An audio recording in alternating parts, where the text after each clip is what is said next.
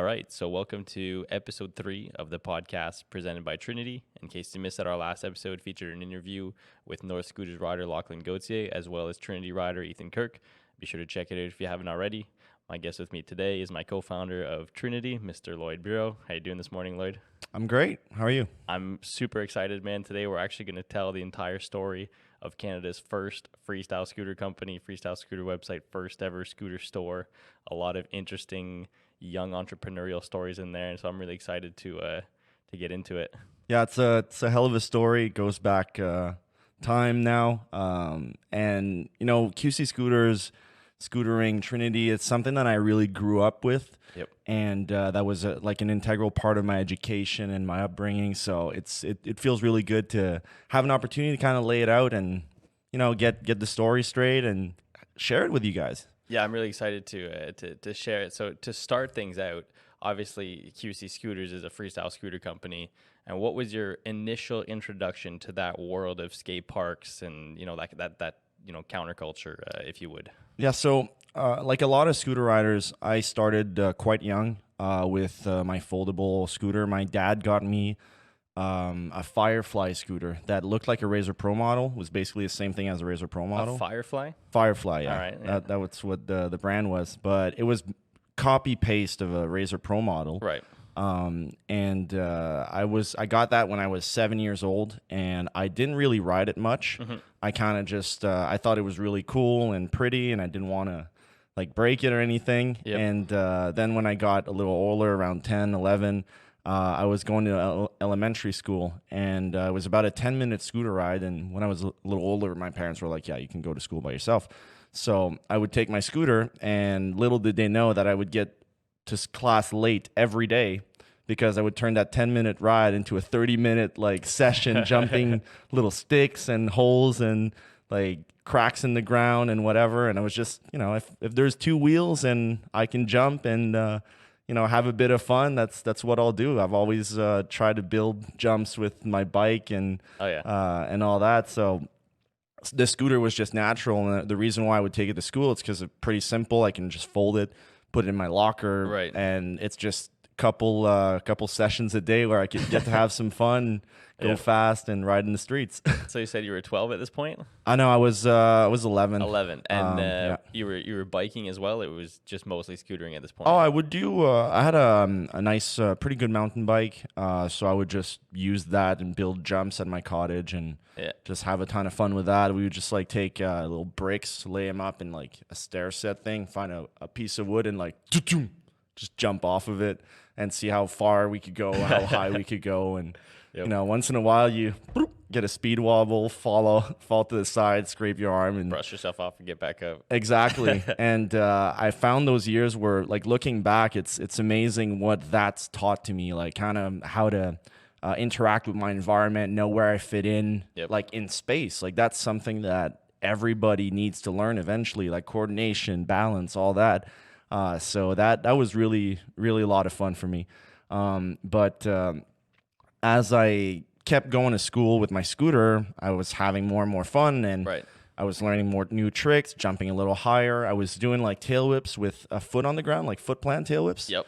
And then I was like, okay, well, I can spin it around, but never is going to ever be possible to whip it all the way around and land on it. Like that just wasn't in my realm of possibilities. I actually remember thinking the same thing. Like, there's no way that like this is possible. And I think the first time that I had done a whip, I hadn't really seen many people land one, on YouTube and stuff like that. No. I remember just trying. I'll never forget. I know exactly where I was the first time that I spun one and landed with my toes on the deck. Mm-hmm. And I just looked over at my buddy Reese, who's like my best friend at the time, and he used to skate, and he knew how passionate I was even at a young age, and I was like, dude, it's possible, it's gonna happen. It's happening. Not even a year later, we're doing double whips flat, but I can still tell you exactly where I was the first time I whipped that thing around, and my toes came down, and I felt the deck under me, and I was like, oh, I could have landed on that. Was that your local or? No, that was in the road, dude. Yeah, of course. In the road, like, so I lived on a street, and he was 2 doors down, and we would ski, snowboard together all winter, and then skateboard and scooter together all summer.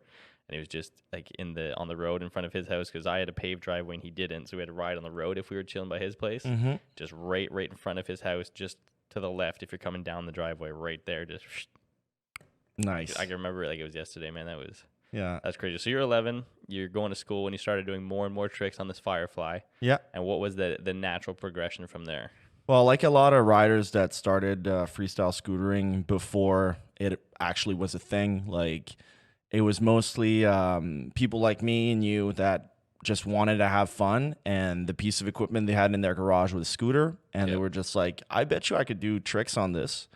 And it's kind of crazy how that idea was planted in so many minds that weren't related. Yeah. And today, we know all of these people. We've all mostly met throughout events throughout the years as we've progressed, but it's just crazy that this community really evolved organically, and that comes from all those little stories that when we got our first tail whip, saw our first scooter video, and all that. So for me, the real moment where I was like, I'm a scooter rider now, it was when I landed my first tail whip flat, like you said, a bit like you, but that happened when I was starting to get a little bit more into like building ramps and jumping and on my scooter and everything.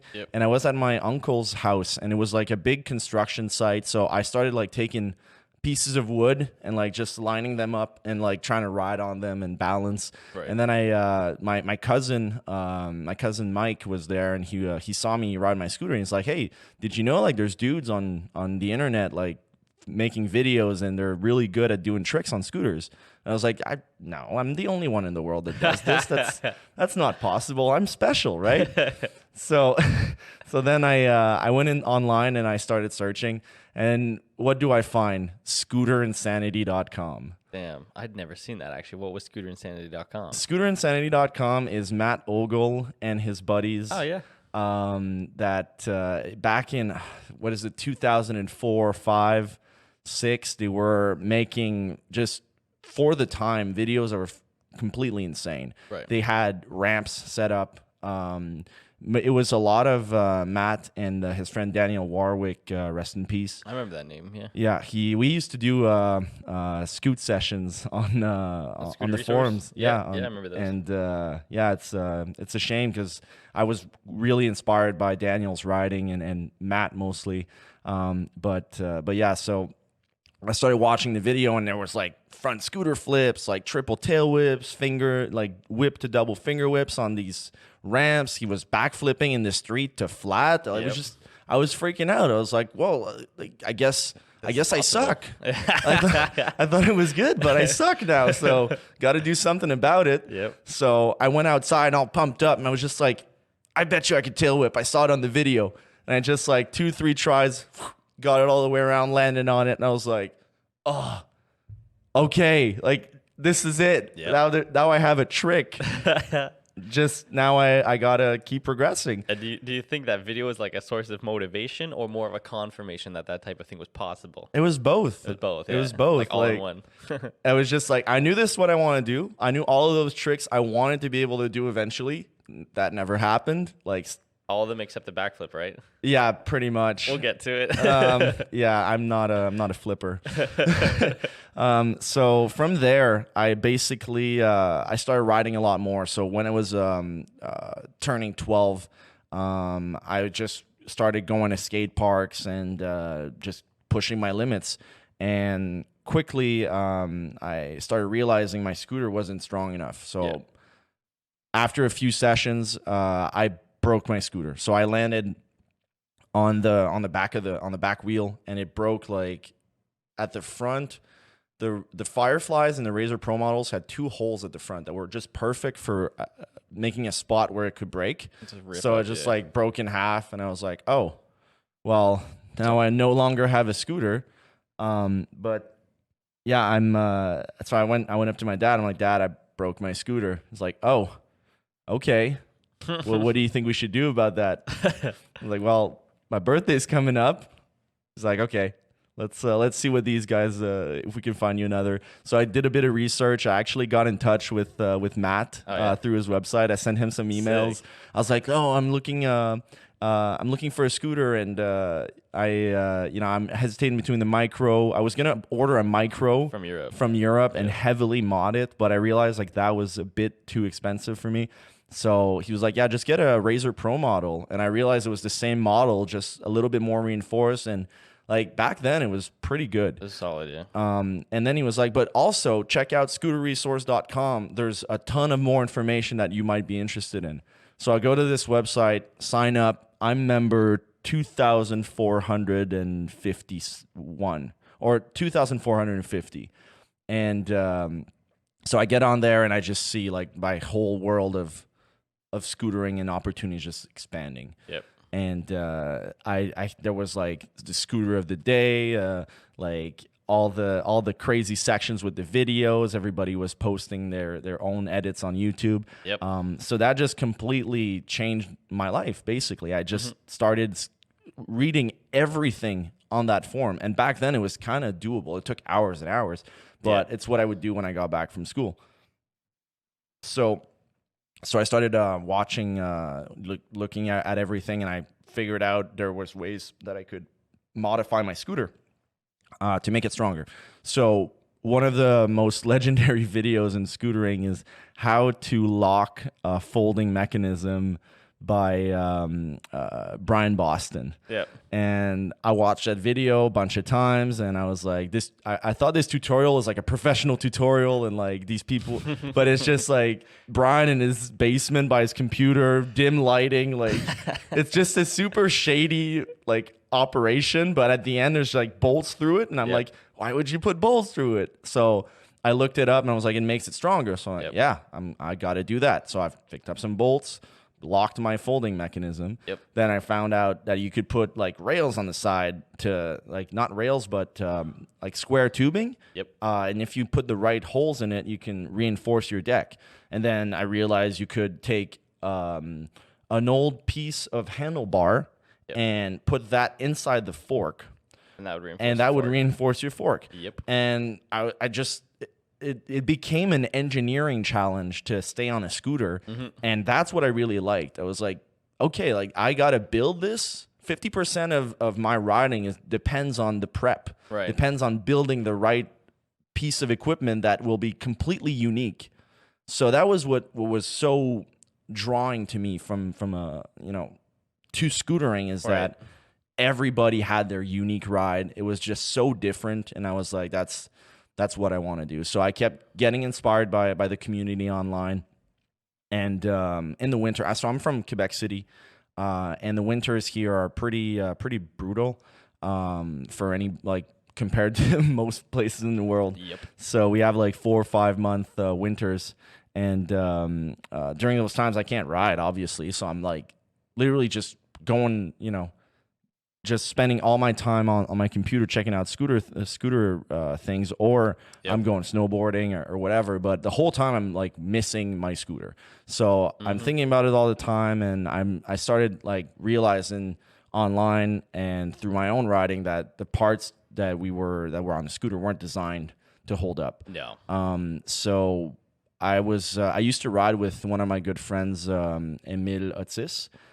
He's a BMX rider, but he was the only other scooter rider in the area, but he didn't really ride much. He was just like, he was able to pick up a scooter and do a tail whip. Just goofing around. Yeah, goofing around, and like he'd do 540s. It was actually pretty good. He was one of the first ones to flip a scooter in Canada. Oh yeah? Yeah. Dang, good for him. But yeah, he used to flip on his bike as well. He still does. Right. But yeah, he was one of the first to do it up here. And we were just hanging out, and we started thinking about parts that could make our scooter stronger. Right. So I got out a pad, we started drawing, and we came up with a few ideas. And the first one that really stuck out was pegs. And so at this point, what year is it? That would be late 2007. Okay, and so in 2007, and how old were you at this point? I was 12 years old. So you'd only been riding about a year and a bit now. Yeah, but you'd fallen completely head over heels. It was what you wanted to do, and now you were looking for ways to push the boundaries as much as you could. Yeah, it was the first period of time where I wanted to scooter but couldn't. Right. So I just put that energy into scootering in the future. Yep. So I started drawing up parts, and I came up with a design for bar ends, pegs, forks, a deck. I drew a compression system. I drew like a bunch of different things. Right. And eventually, I looked at this with my friend and was like, yeah, the only part that really makes sense that we could do right now is the pegs. Right. And he was like, the reason is that I know a machinist that does BMX pegs in his backyard. Right. And I'm sure that he would love to make these. Okay. So I made a plan on SketchUp with all the right dimensions. Google SketchUp. And then I made one for Barnes as well. And I brought all that to this guy who was a machinist, David Lebrun. Shout out. And he was like, yeah, well, I guess it's just taking the pegs and making them smaller. So yeah, no problem. How many do you want? Yeah. I was like, well, I got $150. How many can you make? And hold on, before I don't mean to cut you off, but there's $150. Where did that come from? Oh, it was my Christmas money. So you, at 12 years old, you took your Christmas money and decided to make and to our knowledge, the first ever freestyle scooter pegs. It's the first freestyle scooter pegs. So at 12 years old, Christmas money, shout out to Santa, time to go make some scooter pegs. Yeah, exactly. All right, so with $150, how many were you able to make? I made 15 pairs. All right, cool. So I'm there with my 15 pairs of pegs. And to me, the project wasn't about making money or selling them, really. It was just making parts for myself. And maybe I could share a few online with my friends that I was starting to make on Scooter Resource. Right. So then we got the pegs, and they worked actually pretty well. So I started taking some pictures and putting them online, and I was just like starting to get bombarded with messages. And online, you mean Scooter Resource? Yeah, of course, yeah. And just to clarify things a bit, like I was working with my friend Emile at the time, but last minute when it was time to put up the money and actually do this, he was like, I'm not so sure I'm interested anymore. Right. But if you want to do it, like, go for it, man. We have all the contacts. We did all the work. Like, if you want to try it out, try it out. And I was like, hell yeah, I'm going to try it out. Like, this is happening. So I made the pegs, and it took me about a year to sell all 15. I was selling them on MSN. I've set up a PayPal account that was linked to my student checking account. Like, I think it's legal. You're 12. Yeah, like it wasn't huge amounts, so it wasn't a huge deal. And then I would just ride my bike to the post office. When I would get an order, I'd get an order every couple weeks or so. And I'd get an email saying, like, you've got money. And I was like, yeah, okay, let's see it's in the order. So a pair of pegs, pair of Barons, okay, going to this place in California or whatever. Yep. And then I would just like write the address by hand, make an invoice, pack it all together, staple it all together. It took way too long, but I was like, this is my moment. So I would package them up, put it in my backpack, and just ride my scooter to the post office, ship them out, pay for the shipping, and come back home. And that was all after school, obviously.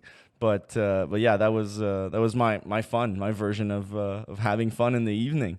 So after kicker sessions and basketball sessions, and, of course, and all that, and so yeah, as we continued, I don't know why I'm saying we, but because it was literally just me. So at this point, Emile was like, "Well, this is cool. Good luck. I'm gonna dip on out," and you continue the journey. And at what point did it go from 12-year-old Lloyd Bureau to QC Scooters or Quebec Scooters, and like, how did that name come about? We had been brainstorming names. Funny enough, the two names we were brainstorming for were North Scooters. Shout out to North. And it took another 10 years before that name came back up again. More than that, actually, I think. But yeah, so it wasn't 10 years, probably. Anyway, almost 10 years. Well, if you're 12, it's like, they only came out maybe 4 or 5 years ago, North. So yeah, about 10 years. Yeah. 8 years or so. Yeah. And the other one was Quebec Scooters. So I eventually settled for Quebec Scooters because I thought it was more like, I like the name better. Quebec. I thought, yeah, So we picked that name. We had a logo that one of Emile's friends, I don't even know that guy. Like, if somebody knows who made our first logo, please, like, put me in touch so I can thank him. Yeah. We still have to get that tattooed as well. We'll see about that. I don't have any tats, so I'll get it for you. It's a bit, it's a bit tough to break the ice. I know once you get one, you're addicted and you start covering your body with them and emptying your savings. So I was trying to steer clear of that for as long as I have thought about it though. It's kind of like a Superman logo if you guys remember it. Yeah, so got the logo, and then when so it was always Quebec scooters from the beginning, right?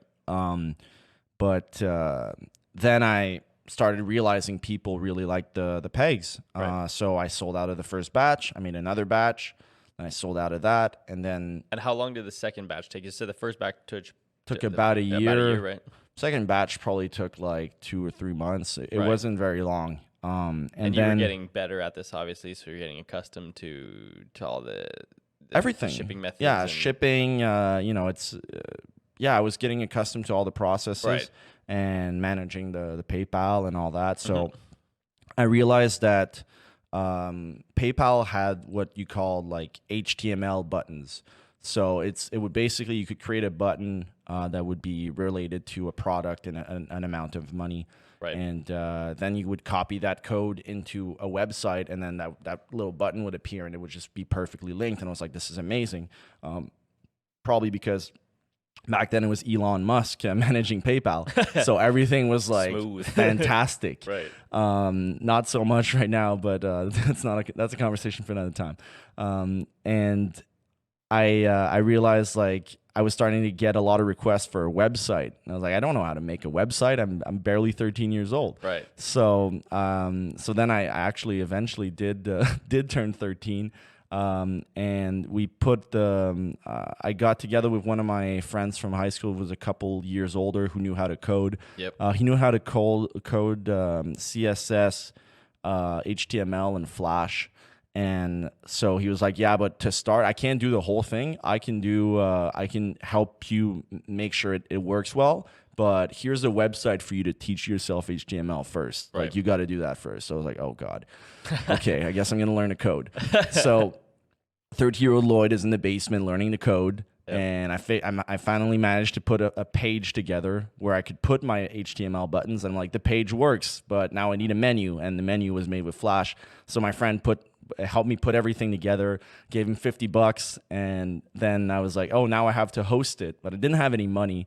So, because all the money was in pegs. Right. So you had reinvested all the money of the first batch into the second Yeah, batch. I was always just putting all the money back in. Right. And then I went up to my dad. I was like, Dad, my website is ready. I can't host it. It's $150 to host it. My birthday was had gone by not too long ago. And actually, no, that's not why. My dad just like gave me a little bit of startup funds to buy the website. A small loan of $1 million. A small loan of a small gift of $150. Right. To put up the website. And October 31st, 2008, QCScooters.com is born. open for business. Right. And then I went to Halloween. All right. So Halloween 2008, boom, QC is born. And on the website, there's just pegs and the bar ends? Yeah, pegs, bar ends, and there's sections for everything else. So okay. I'm like, there's sections for literally everything else, and it all just says coming soon. Because that was the thing to do back then. Like, I think there was maybe 4 brands back when I started in the world. Like, there was Scooter Resource. It wasn't even proto yet. Yeah, for anyone who doesn't know, first up, I want to jump back real quick. When you're talking about the how to bolt a scooter video, for anyone who doesn't know, Brian Boston is the man who invented the Bri Flip, and it's called a Bri Flip because it's named after Brian Boston. And then second, like you just said, Scooter Resource, which was the forum, and maybe not how you and I met, but definitely like how a lot of people back then connected. That actually eventually became proto. Yeah. Yeah. So at this point, there was SR, which is pre-proto, if you would, QC Scooters, and what were the other two? Inward? Yeah, it was Inward. Yep. And French ID, I think. Right, and that's aside from Micro and Razor, which kind of almost doesn't really count. No, those are just the more brands, corporate brands, like scooter brands. Yeah, exactly. So freestyle scooter brands could be counted on. I probably forgot 1 or 2 from. There was Wii scooters as well, from Estonia. That was Mattis, right? Yeah, Mattis Cook. Yeah. But it was pretty small. And, I was in Canada, so that's an even smaller market for something that nobody really cares or knows about. So it was kind of a tall order to start a business up here. Yep. But, slowly but surely, that's the beauty of being in high school, is that you don't have bills to pay. You just go home, and if you have a business, you run it. If you don't, you just do whatever else kids do. I don't think many people in high school have a business, to be fair, but yeah, I assume so. But it was never really about having a business. It was mostly about sharing my ideas and helping support something that I believed in. Yep. So, even today, like I don't really have a lot of money left over from all of this adventure, but I managed to live off of something that I really enjoyed doing. Right. And that's more than I could ever hope for. Like when I started this, I would never ever thought we would be standing here today with everything we've done. And the places we've visited, the people we've met, all this, like everything, everything just coming together. It was crazy to see. All right, so to go back to get to how we got here. 2008 Halloween. Yeah. You got the QC site launched, and how did that go, and what was next from there? And I can tell you that I bought my first pair of scooter pegs off of said website. Thank you so much for your support. It was my aunt who got it for my birthday. And of course, my mom had to explain to her what it was. And yes, it's legit. No, it's not a scam. Yes, it's a real website. Yes, he does want scooter pegs. That's all he wants. You know what I mean? It was Let's go to this sketchy, bright blue and red it was website quite the ordeal. with small yellow buttons that say buy now, and hopefully nobody gets robbed. I can still remember opening them and being like, no way, this is real. These exist. Oh man. Having a scooter business was one thing. E-commerce back then was so much smaller. It was probably a tenth of the size of what it is today. Was what, dial-up internet days? Not quite. No. It was quite, you know what? I don't even know. I don't remember either. We had Wi-Fi. I think we had Wi-Fi, but yeah. I can remember for a long time though having dial-up. If you wanted to go on MSN, you had to check with your parents because they couldn't use the phone. Yeah, I think that was just before QC. Maybe I don't remember 2008 would be. No, it was about that, but I still. It took a while before I had my own computer, even, so I had to boot my sister and stepbrothers off of the computer to get them to start to go to work. And eventually, I had a priority system because I was actually doing work. And then I could just, kind of slide in and use the computer whenever I wanted. But then eventually my parents got me my own computer. So that was really good. And that's why I know there was Wi-Fi, because that computer was Wi-Fi. It was in 2009 when I got that computer. Okay, cool. So, yeah, we're websites online. I'm I still had these plans for all of these products I wanted to release. So I kept working on them, but at the same time, there were other brands that were starting to come out. Eagle was starting to make scooter wheels. In Holland, right? Yeah, in Holland, or was it the Netherlands? Is that the same thing? Not even sure.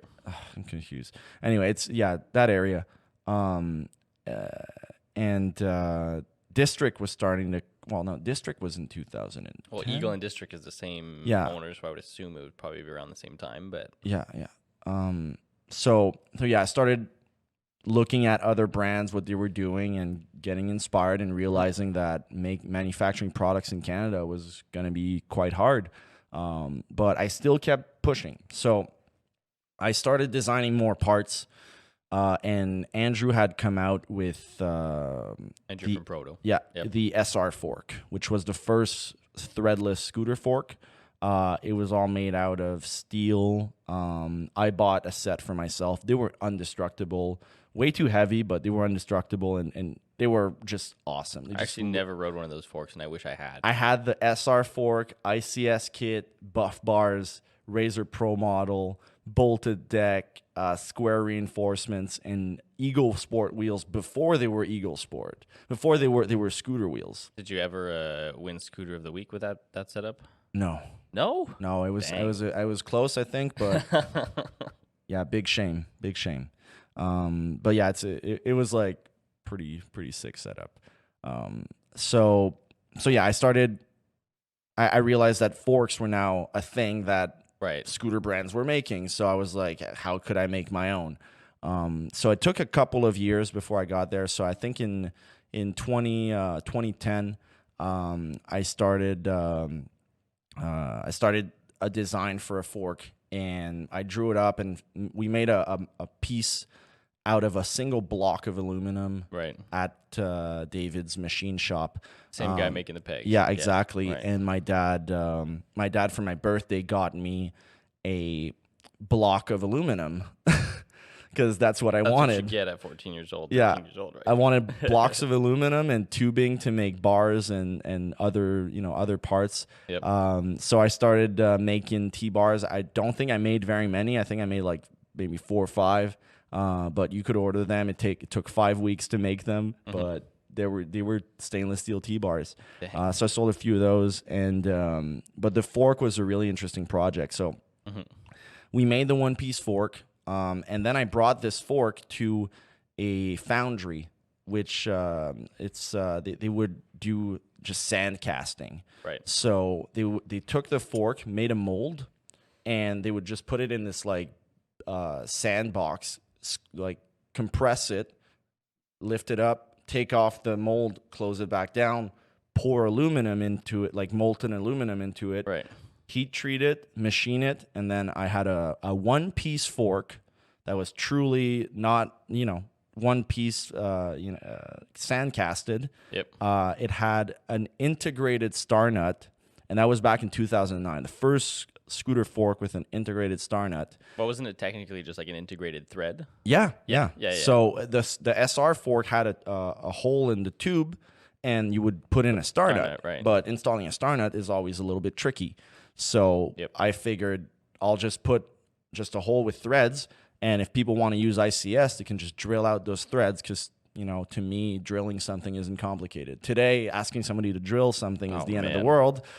The hours we spent in our parents' basements or garages just trying to get your scooter to roll. That was the winter. Dude, I can remember at one point, I think I had an ambush deck, and I kept snapping because back then you had your spring axles. They had their own your spring brakes. They had their own axle to hold them in place. Yeah. Well, I kept snapping that axle, and I couldn't find anything that would fit it. So what I ended up doing is going to a hardware store and buying maybe a 4-foot long piece of just thread. That was the right diameter. I kept cutting it myself. And if I knew I had a big sesh, like I remember one time I went to Chinku's and I knew I was going to film all day, I had pre-cut 4 strands because I'd keep bending them. But as long as I had them there, I could, just bent my my brake axle, go swap it for another one. Yeah. I spent back then almost as much time trying to make sure you were still rolling as you did actually rolling. That's part of the fun too. There's still some maintenance to do on scooters today. 100%, yeah. But nothing close to the extent to what we had to do. No. It's there's regular maintenance, but that's literally repairs all the time. I had at some point 4 different scooters. I was just swapping parts back and forth and reinforcing. And it was the forks. So before the big either aluminum or steel forks were a thing, all I had was the razor forks, and my scooter was pretty solid. I had the one-piece welded bars and deck reinforcements and this and that, but man, I could not keep a fork for more than a week or a week and a half. So in my parents' garage, there must have been 8 forks all bent out of shape. Should have been putting the handlebars in. No, it wasn't the tube that was breaking for me. It was the legs? The legs, yeah. I kept snapping legs left and right. Well, yeah, I'm probably snap. Yeah, I did have bar tubes in my forks. Okay. That wasn't the problem. It was the legs that kept snapping. And then I'd bend them back, and then guess what? That only made them weaker, which I learned the hard way. Don't do that. Yeah. Well, luckily those aren't no longer being ridden for freestyle use, so that's good. So to get back to your whole story with QC and how everything was going, at this point, were you in high school yet, or you were still... High school in Quebec is from age 12 to 17. Right, so it would have started basically when you were in high school. I started when I was in what, I would call high school, but some would call middle school. Right. In Ontario or I think in else. Ontario we start high school at 13 or 14, so it's not a big gap, Yeah, it's just a couple anyway. Right. Not to so go into the you're school system. going. Yeah, we're not going to go down that rabbit hole. So you're going to high school. QC is started up. You've got the website. You've got some pegs. You've got the fork that you've now made, and you're just a young entrepreneur grinding away. What's one of the things that you'd want to share with another young kid today that's that I don't know. I feel like a lot of the new generations are pretty entitled, and they don't understand the type of grinds people would get at when starting a business, especially at age 13, 14. Yeah, I mean, to me, it was never about starting a business. It was really just following the things that I really enjoyed doing. And it was also like there's a huge component to sports and movement that I was really drawn to from an early age. So when I realized I had the opportunity to make a little bit of money while doing something that I absolutely loved and that I was actually kind of good at. Like I was doing quite well at selling and designing parts and all that. And I never had a plan, but I was just like do the next logical thing that I believe would just keep building on what I was creating. And I wouldn't say I would say you gotta find something you're good at and you gotta get after it. I'm ever since I started QC, it's completely changed my life. And Well, I think I remember at one point you're telling me when you were I don't know what age, but this might have been before you had your laptop. I guess the QC site was up and running, and you had a lot of emails coming in back and forth. So what you would do is you would upload, like before going on the bus, you would download all the emails. Yeah. So I had an iPod Touch. Yeah. And there's so many things going on. This is such a long story. I'm sorry. That's why we're trying to. So we're getting back to So just to get back to the fork first before I get into that. All right. So I started making the forks. I made like 25 of them and sold them directly on the website. Right. They did quite well, and then not too long after, I get an email from Moonwalk Scooters, which is in Australia. Australian distributor that was opening up, and he was like, "Hey, like we want to distribute your products." I was like, "Okay."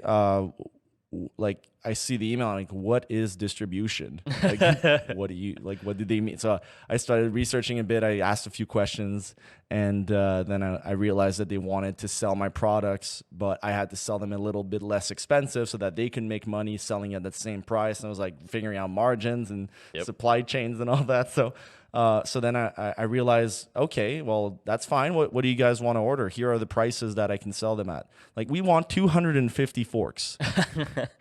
I can't make 250 forks right now. That costs too much. I don't have the money to do it. Yeah. So I got back to them and I was like, okay, so if you want 250 forks, that's great. We'll get them going. We'll need a full payment though in advance and certified check. Because there's a big yeah. We will need that. So it was probably 14 or 15 at the time, and I get back to them and they're like, no problem. We'll send it to you by mail. So a few days later, I get a letter in the mail.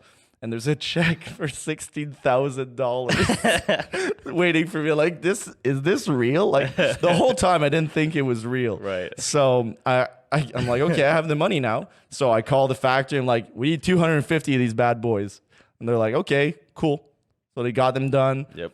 Paid them off, went to the post office and had to ship it in like 5 different boxes because they were so heavy. They were blowing up the weight limit. Yep. But anyway, I got those forks over to Australia. And unfortunately, they all started breaking because they were also the lightest forks, one of the lightest forks in history. So I never really. Anyway, we tested them a bit. They did fine, but they wouldn't last like years. Right. They were lasting months. So it was a good start. Still better than a razor fork, to be fair. Yeah, exactly. Right. But it was a step in the right direction, but it wasn't perfect yet. So we eventually changed the integrated Starnet for removable Starnet. So it was like a threaded piece that you would put in or you could remove, right. Which became like a huge standard in the industry. But I just kind of quietly like integrated that thing to the concept, and then I just stopped selling the forks because they were breaking a little bit too much, and we discontinued the product. So that was quite the adventure, but it really that check was the moment I realized that I'd be able to probably take this quite far. Right.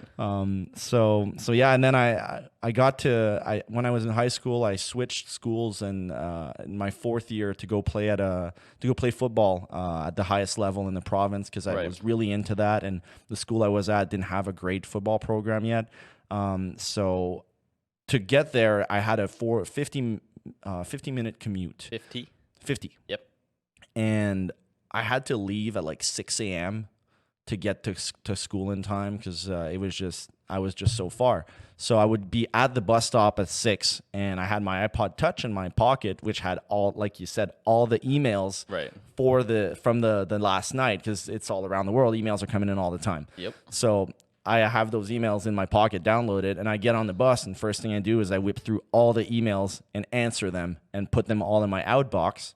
And then if I'm done before the end of the trip, just doze off. But most of the time I'd be up on the whole time, like listening to music and answering emails. Then I would get to school. I'd have to go to the principal's office and say, hi, I need to connect to the internet to send the emails for my business. And then I kept going doing that every day. So eventually they gave me the code. Oh yeah. But it was like a big deal, like to have the code. Oh, yeah. So, and then I would just send all the emails. And then I would just, at the end of the day, download all the emails again, answer on the phone, get home, send them all. So, and you did this every day? I did this every day that I was going to school and that there were emails. And how old were you? At that point, I was 15. Dang. All right. Yeah. So at 15, the Forks is a no-go. You've changed schools to pursue football while still growing your e-commerce business at the time. Yeah. I was starting to import a lot more. So we had the brands like District that were coming out. Proto was starting to make parts a little bit higher volume. So Razor was still improving their products. They were coming out with the Ultra Pro and a few other parts. So I just basically got in touch with everybody that made parts that people liked on Scooter Resource, and just started importing them into Canada. And eventually I had a really diverse product line, probably one of the best in the world for a couple of years, on par with, Inward and everybody else in the US. And we just had the same product line. So a lot of people around the world were just ordering from my website to ship to Australia or Europe, because our exchange rate is a little bit more friendly. Yep. So I was selling products all around the world, still going to the post office. Eventually I got a moped when I was 15. So I had big luggage carriers on the side. So I would fill them up with the packages, put boxes in between my legs, some in my backpack. Like I could fit bars, but it was so funny. I was just riding through with just boxes everywhere. It was so super dangerous. But then I would get to the post office and just unload everything. Pull up, it's just like, oh, not this kid again. God damn it. He's at rush hour again. There's going to be a huge line. I'm all alone. Oh my God. So yeah, it happened a few times. Eventually I started pre-filling out the addresses, make everything simple. I was just always trying to improve things. Right. But those are some of my, fondest memories, is just my beautiful day out. I've got my packages, just making a little bit of money. Right. And you'd send your emails on your iPod Touch in the morning on the bus. Everything was dealt with. Everybody was happy. And on lunch breaks, I would call the factory, make sure everything's going fine. For that 254 quarter, precisely. Yep. So yeah, it was it was quite the adventure.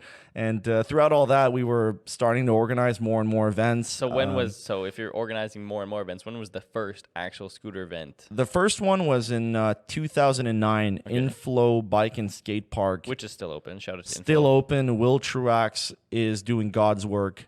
He's been supporting the community for decades now. He built a skate park in Dundas, Ontario, an indoor skate park, I think a decade ago or so. Oh, longer, probably. A little bit longer now, I think. Yep. And there were quite a few scooter riders in his park, given how, the infancy of the sport. So we got in touch, and I was like, I want to organize a competition. And he was like, yeah, let's do it. So I begged my dad to drive me down to Dundas, which was a 10-hour road trip. Yep. But he was like, oh, I guess I have to. Otherwise, what kind of dad am I, denying my son the opportunity to keep growing his business? And have a scooter competition. So this was like my dream. Right. So I get there and there's like Brandon Kilbury, Matt Dibble, Jordy Robinson, and a few more riders from the area. There was Aiden Christie, Kyle Springer. Dude, I remember seeing that video and being mad that I didn't go to that contest. You should have been at that contest. It was far from me too, and unfortunately, my parents weren't as I guess they didn't really understand how big it was for me at that point. You know what I mean? I didn't have the online business. I wasn't selling stuff out of the basement, going to the post office every day, but I was definitely riding a lot. But to drive 4 or 5 hours for something that they didn't quite understand yet was a lot to ask, to be fair. I was very thankful to be in that position and being able to like be the guy in Canada to start it up and push it. Yep. So we had the competition. It was a lot of fun, and we actually started making an annual thing. I think we ran it for 7 years after that. 2009 to 2016. Yep. I think we had one every year. I think even more. Right. A couple of years you did 2, yeah. I think we never did 2 in a year, but right. That was one of the longest standing contests in Canada. And so I graduated high school eventually, and I got recruited to play football, bit all over the province, and I decided to make a risky move, but to move from Quebec City to Montreal to go to CEGEP there. Right. They had one of the best football programs in the province over there, and I was quite talented at it, so I wanted to keep pushing in that direction. Right. So I got into a commerce program, and you took commerce because obviously you had your business on the side going. It was only natural. Yeah. From a very early age, and I was talking about this recently with some friends, but I decided not to do the science classes. I did advanced math, but I skipped out on all the science classes so that I could spend more time working on my business. Right. Looking back, I think I could have benefited from studying those topics because they are interesting, and I wish I'd put more time into that. But it's brought me here, and there's always time to learn. So maybe I'll get back into more hardcore science learning in the future. Yeah. But yeah, so I just kept the math classes going, and I had the business. So when I moved to Montreal, it was starting to get pretty big. Like the garage was full. There's a picture of me on my on the Facebook that's super old, but it's like 2011, and I'm just sitting on like probably 4 or 5 pallets worth of MGP completes in front of my house, and I'm just sitting on it like, we have to move this to Montreal now. And so we got the rental truck, we fit everything. I was supposed to get a warehouse space in the CEGEP through my coach. Eventually that didn't work out, so I put it all in the basement. Damn. And it wasn't a real basement. It was like dirt basement in our apartment. So I had to wear a mask, and I was still like, and there were just boxes all over the apartment. My roommates were cheese. Like I moved in with 2 of my really good friends. We still live not far from each other in Montreal now. But 2 of my buddies from high school, teammates, came with me to Montreal. We all moved in together and played all together in the same team at CEGEP. Vanier College is the name of the CEGEP. I can't believe I haven't mentioned it. Vanier Cheetahs was our football team, and. Yeah, so the apartment was full of stuff, but basically what I would do, my routine back then, I would wake up around 11, then I would go to class, or the class already happened or something like that. I would go to the classes that I had to, then I went to, in the evening, I would go to practice around 4. Right. Actually practice was at 6, it ran from 6.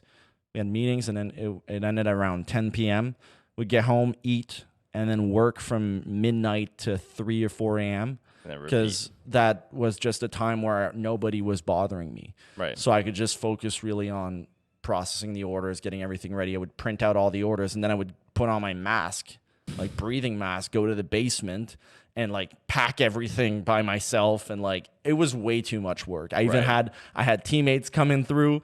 I would pay them like $10 an hour cash to just help me do whatever, like help me pack boxes. I think there's like 4 or 5 guys on the team that ended up doing that for me. One of my good friends would do it for me in high school too.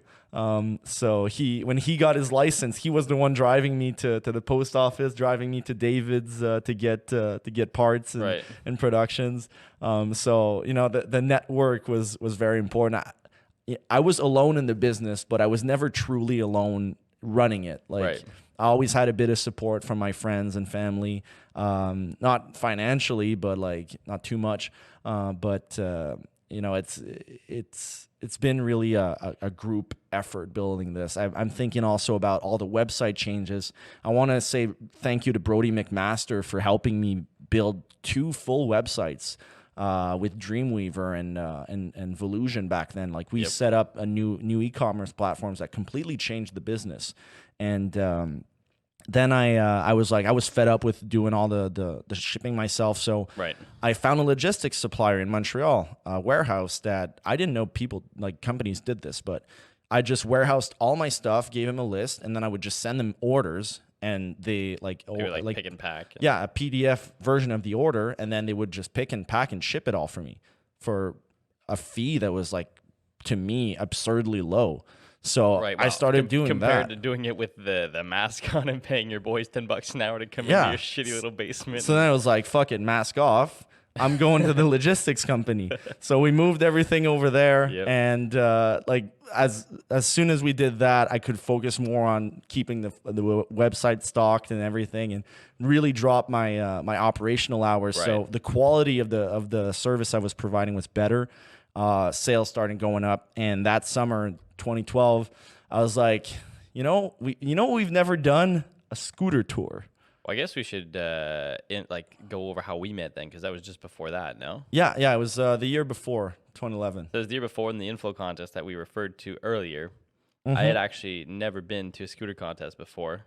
I did not know exactly who you were, but I knew what QC Scooters was. That was the 3rd edition. Yeah, so it would have been the 3rd edition, and just on a whim, I had we had chatted on Scooter Resource and whatever, and that was cool. But I shot you an email, and I was like, hey man, I'm in Ottawa. So if you're passing through from Quebec, because it was QC Scooters, I thought you were still in Quebec at that point. So if you're passing through Ottawa, you should scoop me up, and we'll, pitch for gas or whatever. And we'll go to the info contest, and then I'm expecting no, that's not the way this works or whatever, and blah blah blah. And sure enough, oh yeah, sure, sweet, sounds good, man. Shoot me your number, and we'll get it sorted out. And actually, roughly enough, that was around the time I had the worst injury I've had in my entire life. I actually separated my pelvis. Yeah, that's right. Filming street snowboarding that winter. And I ended up texting you like, yo, I can't ride in this contest, but I'll still come, because I've never been to a scooter contest in all my years of, riding and stuff. And you ended up picking me up in the parking lot at my residence, because I was at Ottawa U at the time. I was wobbling over because, again, separated pelvis. Don't ever do that. It fucking sucks. I was like, what's a pelvis? So that was rough, but we met, and then we hopped in the car, and we had never met, and I think we sang.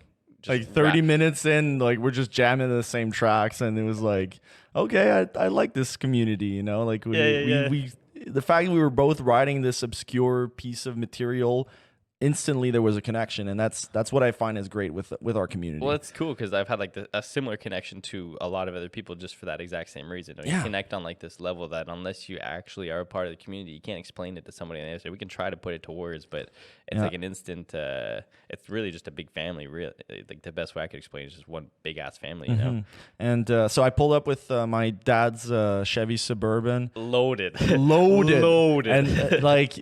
Cody didn't know this, but that was the entire inventory. Like I would, when I went to contests, I would bring the whole company with me, and we would set up a booth and sell products. And this was like the time to go to a contest to pick up parts, because Lloyd is there with all this stuff. Yep. So you could pick it out in person, have it put on. You didn't have to ship it shipped and all that. And no delay. And then and Cody couldn't ride that day, so I was like, to think of it, that actually worked out really well in hindsight. So I couldn't ride because obviously I had the separated pelvis, and I was doing a couple manuals and stuff, and I had this this brace that I had to wear, and it was called a compression belt, and it was to try to hold my pelvis like in place. So I'd strap it on, and then there was Velcro on the outside. So I had 3 extra straps. So I'd strap it on as tight as I could, and I'd have to take these 3 other straps, put one on, pull it, and then strap it, put another one on, pull it. I was wondering what you were doing. Yeah, that's what the compression belts were. Yeah, so I had to keep those on as tight as possible, and I really couldn't ride. So in consequence, Lloyd was like, "Yo, I'm setting up. I've got a booth. We're gonna sell stuff.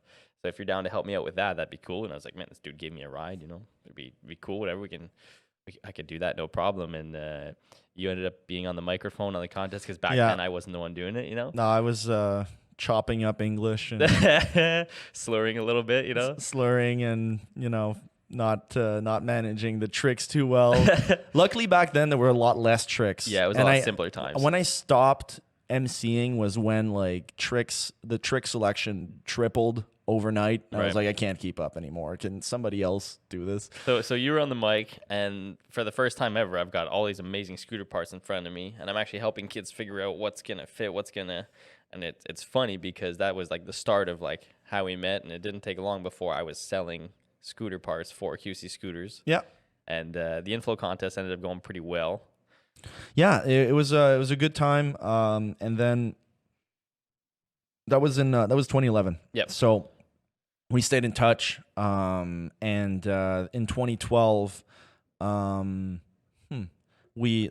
like I said, I started the new setup, and I wanted to do something big. Right. We had never had a scooter tour in Canada. We had never, to our knowledge, anyway. To our knowledge, Travis House and them might have done something out their way, but nothing big and official. And yeah. And then so we wanted to do something big. So in the summer of 2012, I had the idea to organize a scooter tour, and it was a 10-day tour. We were hitting up different spots and skate parks every day. I had 2 scooter contests organized back to back, which was in retrospect aggressive. It was Port Hope and Belleville the next day, which are close-ish together, luckily enough, but it was still a lot to manage for sure. And I remember you tell me, you're like, yeah, so I'm playing, and this was after inflow and things were going good, and we had really connected. And you were saying, yeah, so this summer I'm planning a tour, man. I want you to be a part of it. And I was like, sweet, I'm down. But like, what do you mean? It sounded like a thing that was awesome, but it didn't seem realistic at first. And then sure enough, you started shooting me over dates and times and how we were going to do stuff. And then I was like, oh, okay, cool. I'm going to have to like check with work and actually take time off and, make this happen. Yeah. And so I don't even remember the dates. I think we left in July. I don't remember either. I know it was summer because I had to take time off from the go-kart track to be able to go. Yeah, and I know it was summer because I just turned 18. Okay, so if you were 18, that means that I was also 18. Yeah. So we were both 18 at this point. And I forgot to mention this. When we met, I thought you were like 2, 3, 4 years older than me. And it was only maybe I was 17. Yeah, you're a year younger than me. Yeah. It's because QC Scooters was just a website, and like Lloyd Bureau was just a name. I didn't know that you were like a year younger than me. I thought I didn't think it was realistic that someone that age could have done what you had done at that point. So when we met, I was like, oh, like, hello, sir. Like, you know what I mean? I didn't know. And then I found out you were younger than me, and I was like, wait a minute. This changes everything. No, it took a while to realize this, but not many, like, rider owners take themselves too seriously. Like, it's usually pretty chill, and, like... They say no, never meet your idols. I say go hang out with them and chill with them. You'll realize you're pretty similar. So at this point, you're 18, and I'm 18 as well because I haven't turned 19 yet. So we're both 18, and we're the 2 oldest on the tour. Yeah, I think so. So we had Brody McMaster. We had Ryan Mitchell, Devin Godfrey, Paul Carlson, Jordy Robinson for some of the tour. Yeah, for some of the tour. You and I, that puts us at 7. Yeah, and Brock. And Ben. And Ben DeHaan. We were 9. We were 9? Were we 9? I have a feeling we were 10. Who are we missing? No, we were 10. We were 9. We were 9. We were 9. Who am I missing? Oh my God. Missing anybody? No? Well, Brock. Well, Brock. You said Brock. I might have forgot to count Brock, but Brock is 10. Okay, so Brock's 10. Yeah, so that makes it 10. Brock Cruz was our filmer. Yep. And he was starting to, get into more and more projects, and he was filming with Ben DeHaan, and we needed originally I was going to buy a camera, we were going to self-film, and then I realized I know nothing about anything to do with camera and production. Like high quality stuff, yeah. Oh yeah, no, yeah.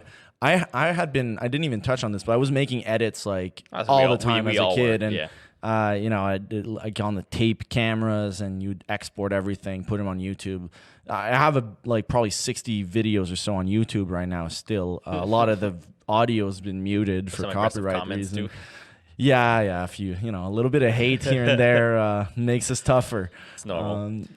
We're both 18. We've got a bunch of kids, and I say kids loosely, but so 18, a couple of them are 17, 16, and then the youngest was maybe Ryan, who was like 14 or 15 at the time. Yeah, Ryan was turning 16. Oh, was he? Yeah, I think so. Okay, so I think he was the youngest, so that's not too bad. So a gang of kids between 15 and 18 planning a 10-day tour across the east coast of Canada up into New York. We went to Buffalo, New York. Buffalo.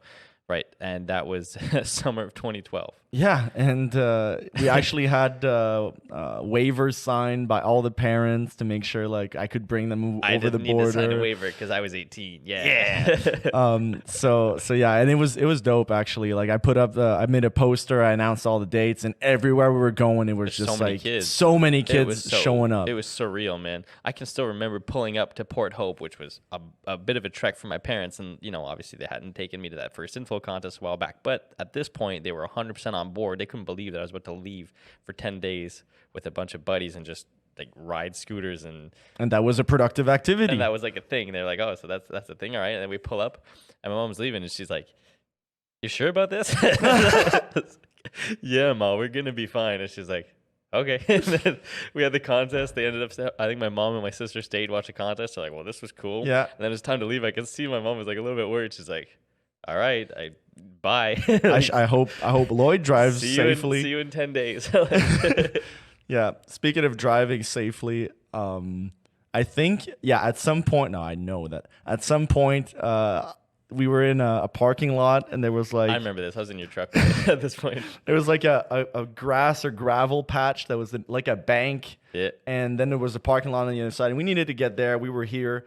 So there's the truck was pretty big. It was, but it was loaded. So it was loaded. There was a bit. Thule, and we'd been like hitting banks and jumping the whole time. So I was like, you know what, guys, I think we can make this. So fucking stepped on it, jumped, bang, hit the chassis, and then I was like, oh fuck. I hope we didn't break something. The tour, yeah. Yeah, that was so dumb. Like those were the only times where I really wasn't thinking. Yeah. And then we looked underneath. It looked okay, so it was fine. And then we just kind of carried on, and luckily no police and officers saw anything. Yeah. And then we just carried on. But yeah, it was awesome. We got like so many great clips. All the parks we went to. We actually ended up filming and producing an hour, 20-minute long video called the QC Scooters Revolution Tour. And the link will be in the description, obviously, for that too. Yeah. What was crazy was every spot we went to, like you said, there's a ton of kids, and we made it, as far as I can remember, to every single skate park on the list on the day that we had said. And there's only like one park that we were a little bit late to. Mm-hmm. And we got there, and there's a couple skaters, and they're like, oh, you must be the scooter dudes. And we're like, no, we're the other scooter dudes. Like, yeah, obviously that's us. And they're like, oh, there's a bunch of kids who left, but they were here like 2 hours waiting for you, and they were all sad that you guys didn't make it. And I just remember being like, we tried. Like, whole 10 days, we were 14, 15, 16, 17, 18-year-old kids just whipping around. And we had made it to every single stop. We didn't miss a stop, but we were only a little bit late to that one. But we were really stuck in traffic, though. I remember being stuck in traffic. And cool enough, a few of the kids ended up coming back when they heard that we had made it. But, man, that was... We had a bit of a night sesh, but... quite an adventure. To be honest, like, if you looked objectively at what the plan was, who was there and all that, and if you don't know us too well, you say, wow, this is going to go horribly. Like, yep. And it went really smooth. Like, at the end of the day, nobody even got hurt. Like, no, that was the biggest thing, I think. That was the biggest thing. I was worried about somebody getting hurt. But no, we were fine. And everybody was stoked everywhere we went. And video came out amazing about a month later, a couple months later. Yeah. It took a while to edit, though. It was no, because it was summer, and I remember I was at my apartment second year university when it came out, and I remember watching it like that's right. So it would have been like September 2012 that it came out. Yeah. And but that had a huge effect on QC. Everybody was kind of getting to meet us in person. And I bet you all those kids, when they got back home and the next time they needed a scooter part, they would just go to QC because they know that this was the type of stuff that we were into. This is the type of stuff that we see is a big part of scootering, and it's important for scootering. Super important, yeah. So then in 2013, things were starting to go pretty well. I was starting to get a little more busy with my program in school. So because at this point you're trying to juggle football, CGIP, and your business. yeah, so college football was probably 25 hours a week minimum. Right. School was another 20, 25 if you do the minimum, and then work was probably another 20. 15 to 20 is what I managed to put in usually. Right. So it was quite the busy time. But it all kind of came together, and I guess when you find something that gives you energy when you do it, right, that's when I feel like you found your passion. Like, it was never hard for me to get out of bed and go to a skate park. No. It was never hard for me to get on my emails every day to check to make sure my business was doing well and that people were getting their parts in time, because that's what I love to do. And that's why I was able to work through all those late nights just to keep the company going, because I was genuinely enjoying myself. Right. And there are so many things out there that we can do that are both productive and that you can find real passion through doing. And I encourage everybody to just, if you're a young kid growing up and trying to figure out what you want to do, just try things out, get out there. I never would have learned about scootering if I wasn't curious and I didn't go and ask questions and look online and build my own ramps and did all that stuff that I just had the most fun doing. Yeah, I can remember too. So the Rev Tour was done, and then I was back at school, and school sucked. I actually hated school. It was not my cup of tea. And I knew you were like super busy, and you had hired a girl to be your secretary, or I don't know. So we put up a position at the company. Right. I needed an administrative assistant, so somebody to take calls and do basic transaction processing. And if it was too complicated, like a custom scooter, they would just send it to my phone. But it just deloaded a bit of my operational work. Right. So I hired my first employee in 2013, mm-hmm. and after that. 2013 was a bit of a tough year. It was the first year like my sales started going down because we started having competition. All of a sudden there wasn't just QC scooters. There was maybe 3 or 4 others off the top of my head that I could think of right away. So you went from being like the only website to, all of a sudden there was 5. Yeah, I had full monopoly. I was distributing products. I was distributing Razor, Proto, Lucky, Vertex. I was doing a ton of different things. And but then the shops that I was selling to started just going to the same suppliers and ordering larger quantities and getting deals and just copying my product line. So I kind of lost my advantage quite quickly when people with shops and storefronts and everything started selling the same stuff that I did. I can even remember at one point, one of the newer shops on their website, they had written like, "This isn't a kid working out of his basement. This is a legitimate business, blah, blah, blah." I remember being so mad when I read that. We were a true brick and mortar store, but you still don't know what parts fit with what. Like, I still have the better expertise. Yeah, go do a tail whip.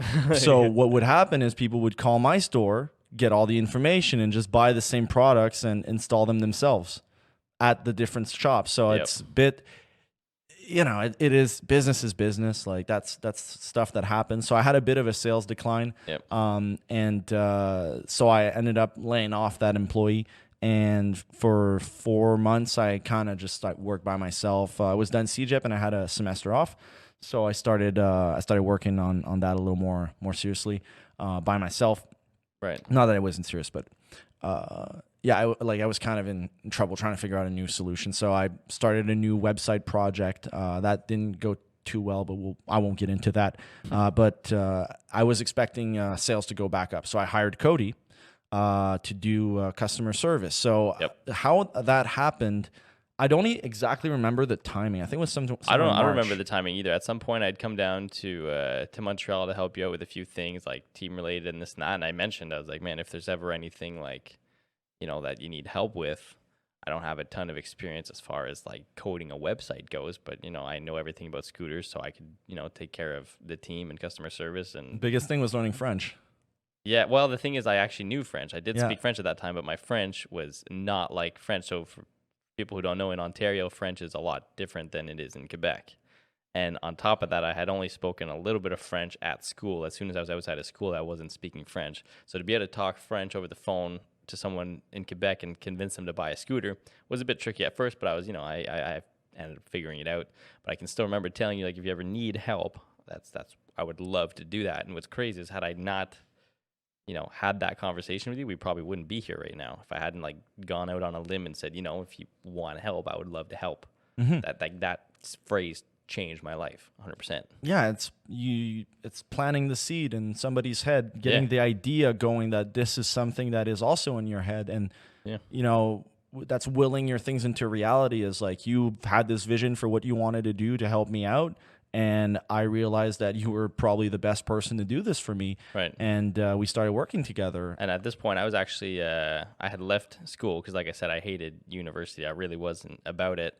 I'd taken a year off, and I was like between what I was trying to do. So I was actually working at a factory, and that also was miserable. And then it worked out that, like, you said, in 2 weeks, we'll have everything set up and I'll get you started. So I gave my 2 weeks notice at the factory. Thank God. Shout out to Industrial Filters for giving me that job, because it was actually tight back home. I live in a really, really small town, so jobs are hard to come by. And when I explained to my boss, I said, I'm going to work for a scooter company. He said, "Oh, what now?" And that was how it started. And all of a sudden, I was in my parents' basement with that little phone that we've still got, the little phone. I can still hear the sound of that thing ringing and answering the phone every day. QC Scooters, Cody speaking, Cody à l'appareil. And that was my life for the next couple of years. Yeah, and thank God you were there, because I couldn't manage all of that by myself. And a couple months later, actually, so I was going to study at Western Ontario for my first year. So that's when you were switching from... Yeah, exactly, 2014. From college to university football. Yeah, exactly. Right. So I'd been recruited by every university in the province, and most of those around the country. Right. Eventually settled my decision for Western Ontario. And went there for my first year, but that also meant that I would be away from Montreal, which is where everything goes down for the company. So I figured, I have Cody doing customer service, I might as well hire somebody in Montreal to manage the shipping and warehousing. Right. So we had a warehouse in Saint Laurent. We were renting space out of it.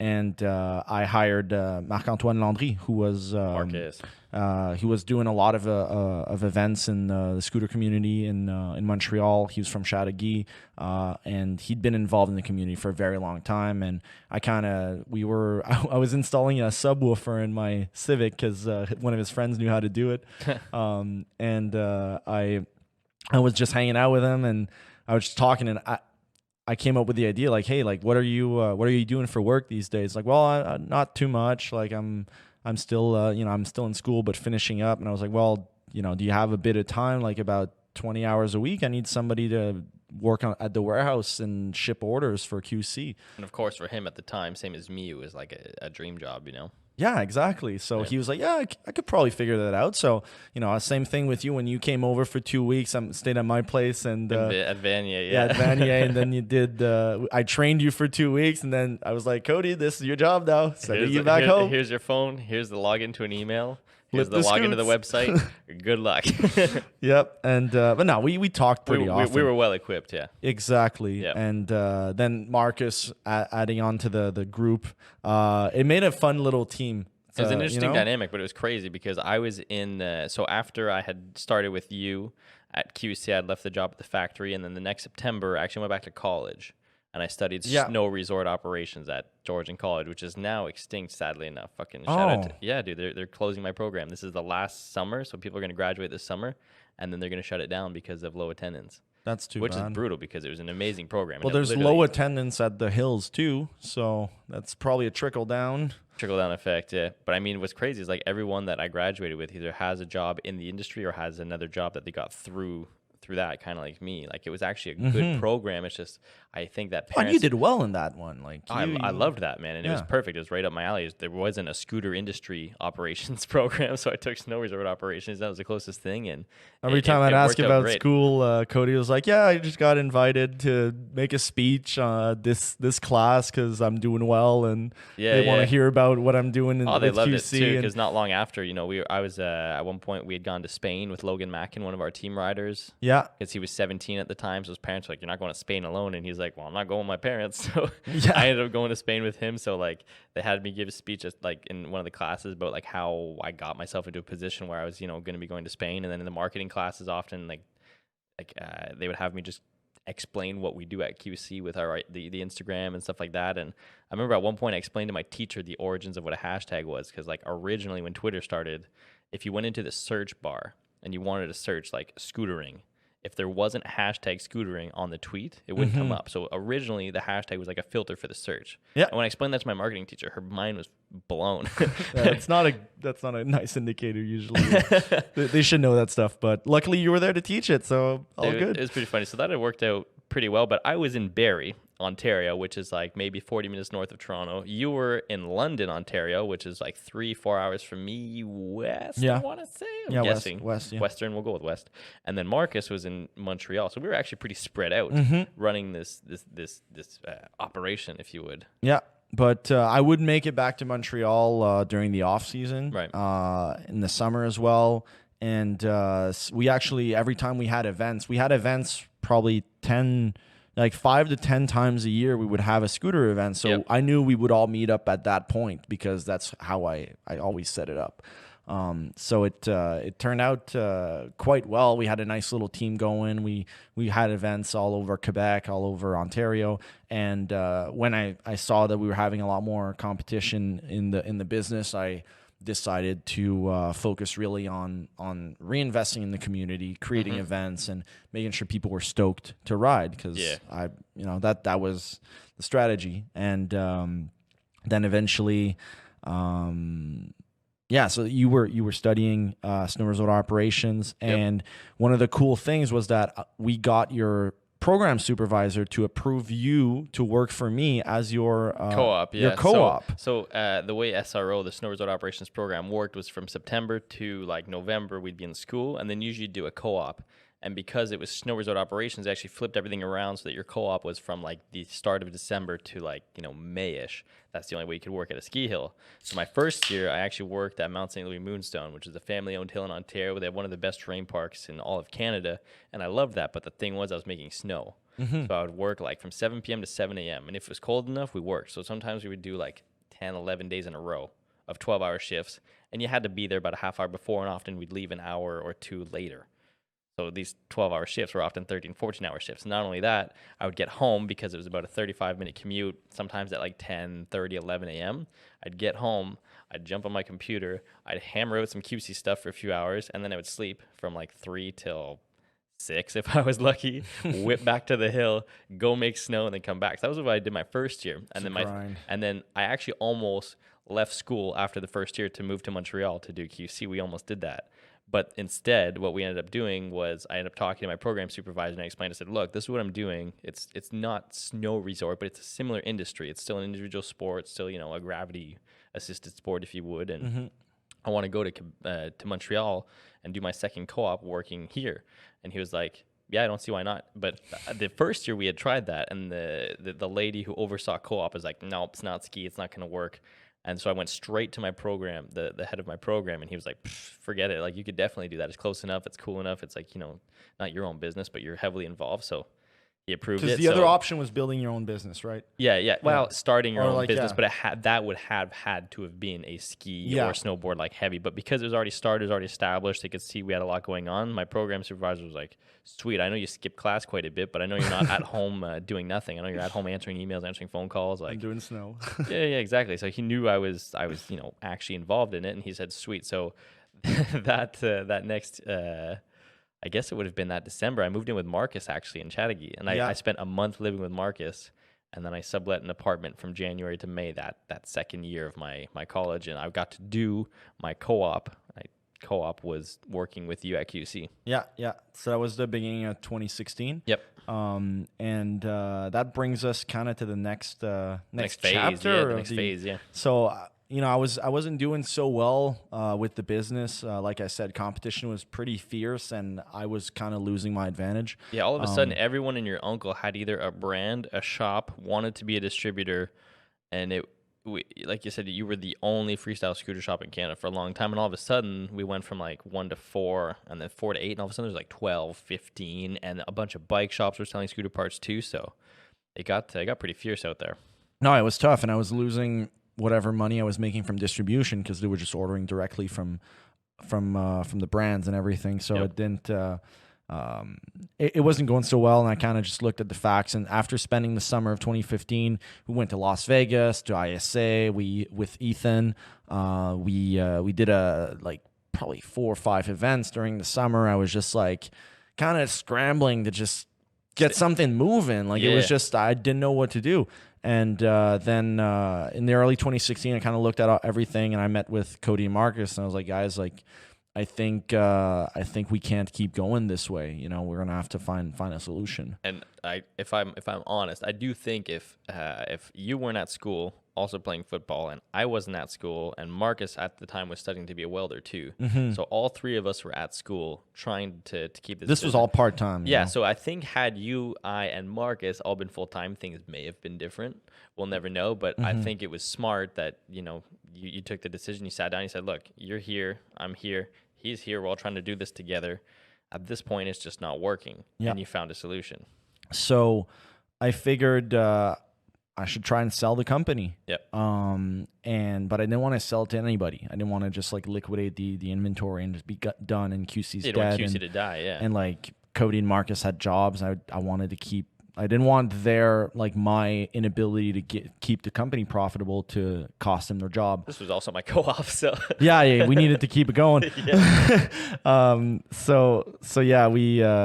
eventually came. I don't even remember whose idea it was, but like I think we were at my desk and just trying to figure things out, and you were like, yeah, well, how about we try to find somebody to buy QC. And well, at first I was saying we should get someone to buy the inventory, and I was thinking maybe we could do like something different with QC, but ultimately you ended up meeting with I met with Francis Morin, who's the founder of Versus Pro Shop, the store in Letaz Skate Park. So actually Frank was part of my competition for a couple years, at least 3 years. Yep. And but then we did business together quite a bit. I was selling him I was distributing Ethic DTC products, and so we had a good relationship. We knew we were competing, but like he kind of had a feeling he was winning the race a little bit. To be fair, he did have a retail space inside the biggest indoor skate park in Canada. If I had done that, things would be different. But I didn't have the capacity, and like he was already there. Yep. So I met up with him, and we struck a deal. He got the whole inventory. He got QC, and it was contingent on the fact that Marcus and I get jobs at the shop. But what was cool was he was actually looking for people at that point, anyways. So they were about to make a big campaign, like, oh, we need new people in the shop, ideally scooter heavy people. And then you showed up. You're like, I've got this inventory, I've got this website with a big name, and I've got 2 employees. Yeah. And he was like, wow, okay, let's do this, Yeah, no, and, to be fair, I gave him a really good deal, but I needed to get out because our operational costs were just too high, and I couldn't keep dishing him money out of my pocket, and I needed to pay for my studies and blah, blah, blah. So we all had a lot going on, Yeah, so actually I left Western and moved back to Montreal in the end of 2015, and that's when we all figured that out. Yep. And I transferred to Concordia, took a year off of football. It was a big situation, but once that was done, it was like I felt good that the solution was fine, that Cody and Marcus's job were safe, but I felt pretty depressed that like I had lost my baby. Yeah, like I've spent what was it, like 8 at that point was about 8 or 9 years doing this. 8, right? 2008 it was born, so 2007 was born, but the website was launched in 2008. Okay, so about 8 to 9 years, we'll say. Exactly. Right. And that was pretty sad, and but I got an internship that summer. I worked in the finance sector, got some more experience, played football that season, had a really good season in 2016, and I kind of just I was out of scootering, but I'll never completely out. No, and one thing that one of the big things I wanted to touch on today is it was around this point when it was like, okay, QC has now been absorbed by Versus Pro Shop. They're not going to get rid of the name or anything like that, but at this point, QC had become more of a retailer that was importing, like you said. And Yeah. you had gotten away from the manufacturing side of things. And this was our opportunity to get back into that. So my idea when I started QC Scooters is I want to create the best freestyle scooter in the world. Right. That was always the objective. And I actually realized I never got to create the best freestyle scooter. Well, because at a certain point, the demand for the parts got high enough that it made more sense for QC Scooters to bring in parts that existed to be able to supply the demand that was there for the the Canadian I couldn't scooter fund scene. the research Exactly, costs. yeah.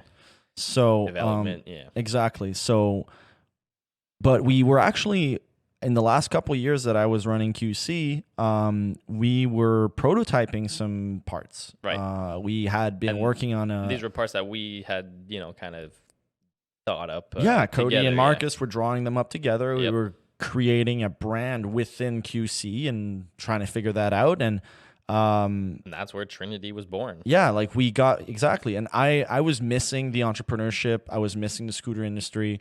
I wanted to get back into working on something. So I got back with Cody, Frank, and we started Trynyty basically.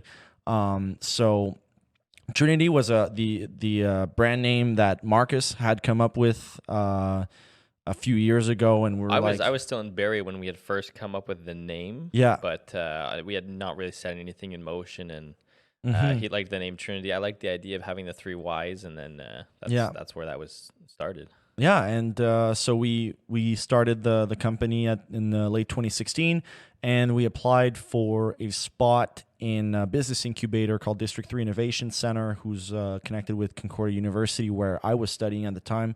I'm actually going to convocation in 2 days, so we made it. We made it. Gonna get my cap and gown and walk across the aisle and pick up my degree. So really, really happy with that business degree. I'll be putting up on my wall. But yeah, so we got we got into the program. We submitted a video and an application, made a presentation. They got us in for one-on-one coaching program, which meant we had access to all the facilities downtown, a design lab, 3D printers, everything we needed. And throughout my studies, I was still studying full-time, but like I was every free time that I had, just like when I was in CEGEP, I was putting into Trynyty and building the company. We were getting coaching, and we also entered a competition, an entrepreneurship competition at Concordia called the Dobson Practicum, which is basically a competition where they offer $10,000 of funding to 3 of the best student startups at Concordia. And it was a competition spanning about 3 months, and there were multiple steps. Cody and I were the ones pitching the company every time. And finally we got to the finals, and we ended up taking first place. We ended up winning, So that gave us $5,000 of startup capital to start up Trynyty. And that was, I think, maybe our second run of production technically. But we already had spent the money. We had kind of already spent the money. We weren't like, in the hole, but it was cool to like know that what we had spent our money on, people agreed that we had a cool vision and a realistic plan. And we were so out of place, man. Like, everyone else, so we're gonna start up this app and it's gonna be this and that and yada yada yada. And then we pull up with our scooters and everyone's like, what the? Like we rolled in from both sides on our scooters, set it up, put all our little parts. We're like wearing T-shirts and jeans, like everybody else was in suits. I had a hat on, dude. Yeah, you had a hat, and like I did. we just we started off the competition, the presentation. Hi, I'm Lloyd Bureau, CEO of Trynyty. And I'm Cody Lacroix, Director of Sales and Marketing. And this is freestyle scootering. And then we had a video play, and it had our first, not the first pro invitational, but the first jam that was like a QC and a Trynyty jam.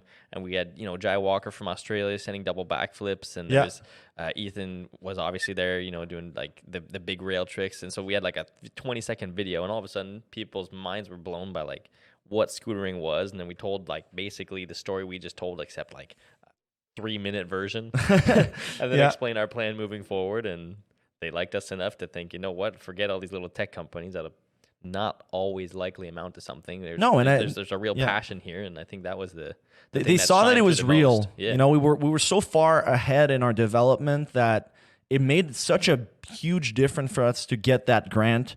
Whereas giving it to a project that was not as developed, and I have nothing against the other projects, they were actually quite There's a impressive. couple good ones in there, yeah. Yeah, like it was a tough competition, but you know, we went into this competition from day one. I was like, guys, I think we got a shot, and I think we're going to win.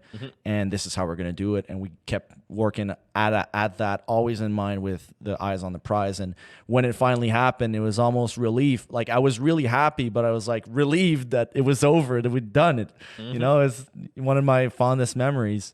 It was cool, man. So yeah, it was kind of confirmation that not only people in our industry and people within our group and our team believed in us, but also the lawyers, we even had bankers, a VC who approached us after he had seen a pitch, and we were maybe 6 months into developing this company, and we had a VC who was already trying to get in, you know.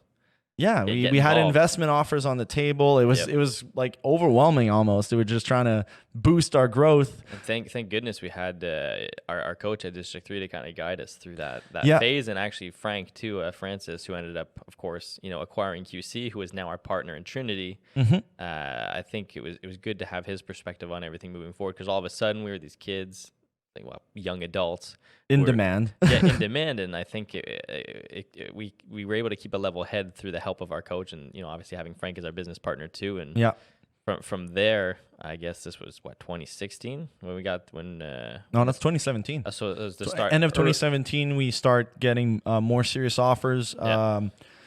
We hesitated a little bit, but then we decided to kind of keep it within our group and keep it right around. Yeah, exactly, and just keep things the way they were and grow at our pace. We still believe we had some time to go before we were ready to really show the proper value. We didn't want to just give away our company on pennies, what we believe were pennies on the dollars. Right. So kept it the way it was, and ultimately this was a good decision. Yeah. We kept developing the products. So you know, we use heavily 3D printing. We ended up acquiring our own 3D printer. Yeah, we had we also, our fourth partner is Jeremy Pelletier, who's one of my really good friends from CEGEP. We played football together for 2 years, and he's a mechanical engineering student. A great mechanical engineer. Yeah, he's in the top 5% of his program. He's doing really well, working for Pomerleau now, one of the biggest construction companies in Montreal. And he rides around on a scooter too. So, yeah, he whips to work on his scooter when... You know, it's not like the bearings aren't destroyed because he rode it in water. I gotta teach him how to maintain a scooter. But yeah, so he does all the 3D modeling. So we've been able to have a really efficient operation and develop all these products throughout the 2.5 years that we've started Trynyty. Yep. So in 2018, we kept growing the company, and 2018 was a tough year for the industry. For the whole scooter industry, there was distributors closing. There was a lot of shops that went under. And then at the start of 2019, as a result of the year that 2018 was, there's even a bunch of really core brands that ended up going under as well. Yeah. And luckily enough, I think because of how strong our presence was, not just within the Canadian scene, but we were recognized around the world for trying to be as innovative as possible, giving back to the community, really trying to push the sport in the right direction. We managed to find a bit of growth in 2018, which was the first year in quite a while that the industry trended down. And in a time where the industry was trending down, we managed to trend up, which was looking back, awesome, that was like a miracle. And it wasn't easy either. There was times where we were all like, is this, is this what we want to do? Does it make sense to keep going? And I mean, if you've ever, for any entrepreneurs out there, I bet anyone who's been at it long enough has had at least one or two of those, self-checks where it's like, does this make sense? Is this still possible? Like, what, for us, the question was, what if the industry keeps trending down? Yeah. Because you don't know at this point, and everyone's freaking out. All of a sudden, the big brands are liquidating all their stock, and then all of that garbage, but a lot of that stock is all of a sudden just being flooded. So you got the market being flooded with old, last year's stuff that's being sold at like half price, and all of a sudden Amazon's jumping in, grabbing all that stuff. So the 2019 models are out, but the 2018 models are available on Amazon Prime for a third the price they were originally MSRP'd at. It was a weird time to be a scooter rider. And it was a even weirder time to be a business owner in this industry. 100%. But we stuck through and we managed to persevere. We found growth, like we said, in that year of 2018. And, we managed to prove that at a small scale, a small product line of well-designed products with a good branding and dedicated, passionate people behind it. I think people really like our brand resonated with a lot of people in our community. And that's allowed us to keep keep operating today. And it's not easy. We're not in the green at all yet. No. But we're growing, we're doing well, and I'm proud to say that we're in 15 countries, and at this point I can confidently say over 100 shops sell our stuff. Exactly. And that's fantastic. Yeah, and we're only going to keep going from there. And it was through the wild story that you had getting QC going as literally an adolescent. You were a preteen when you started that thing. It was my little baby, but I was also a baby, kind of. 100%. So you grew up with QC, which transitioned into being acquired by Versus, which led to Trynyty, which is now going global. Yeah, and that brings us to not far from today. Yeah, exactly. And on the previous podcast where we were together, I went over the whole Europe trip, but that was completely transformational for our company. And, went to California, Coalition. Mm-hmm. Those are all things that I've been dreaming about since I was a kid. And it's like right now in the last couple months, I've been given the opportunity to accomplish and reach so many of my dreams. And 100%. It just goes to prove that when you're truly passionate about something, the whole universe conspires for your success eventually 100%. If you stick to it. And even just another example of this, while I was in Cali, Cyril from Dissidence was like, "Yo, Lloyd, are you busy in June? Like, what's your schedule?" Like, I'm pretty flexible this June. So it was like we need some pro riders to go ride snow scooters at Woodward Tao. Do you want to go? And I'm like, of course I want to go.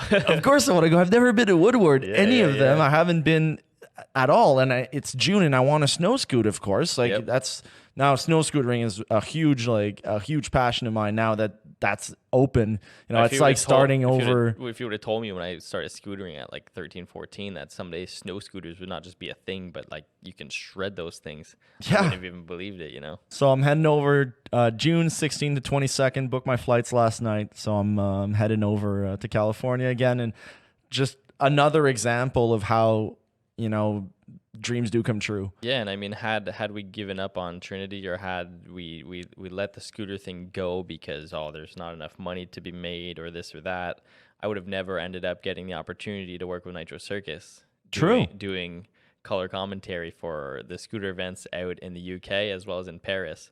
And I can tell you that changed my perspectives on a lot of things, and that's a path that I'm 100% going to pursue. Mm-hmm. But were it not for scootering and our persistence through the rough times, that I would have been given that opportunity. Yeah.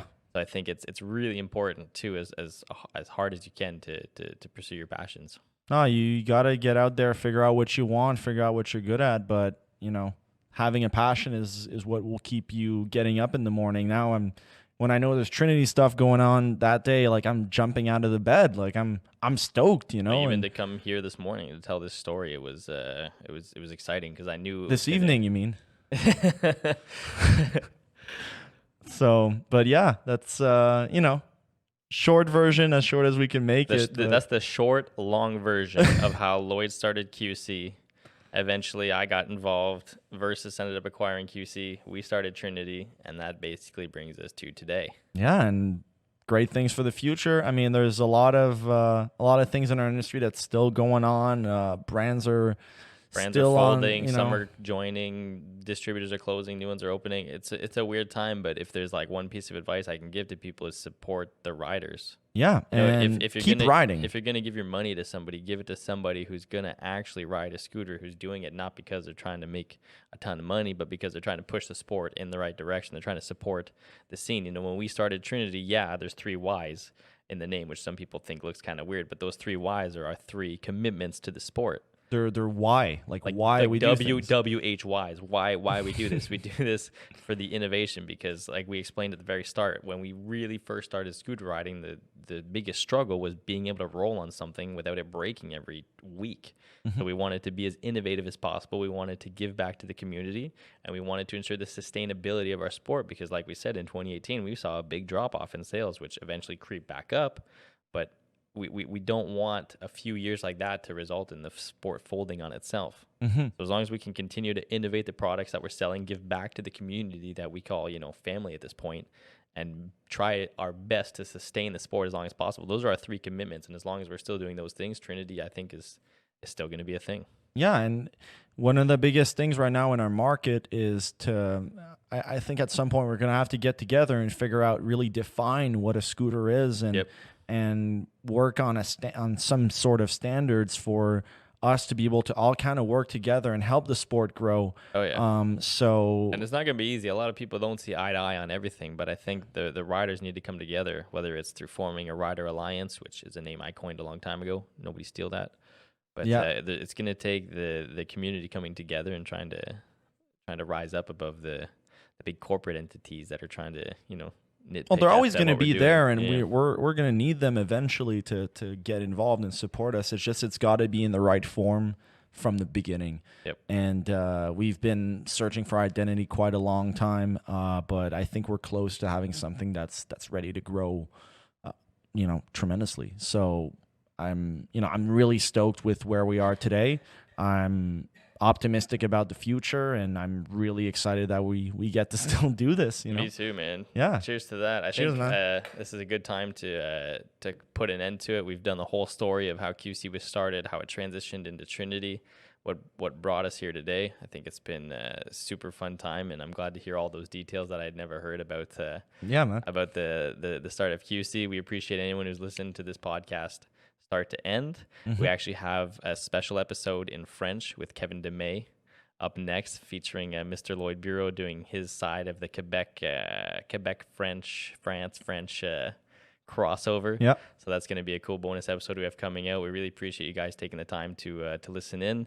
Be sure to head over to thetrynyty.com, where you can see all of our other podcasts, as well as what we're working on right now in real time. Lloyd, anything to add? Keep shredding, dudes. Keep shredding, everybody. We really appreciate you guys, and we'll see you on the next one. Hell yeah. Cheers.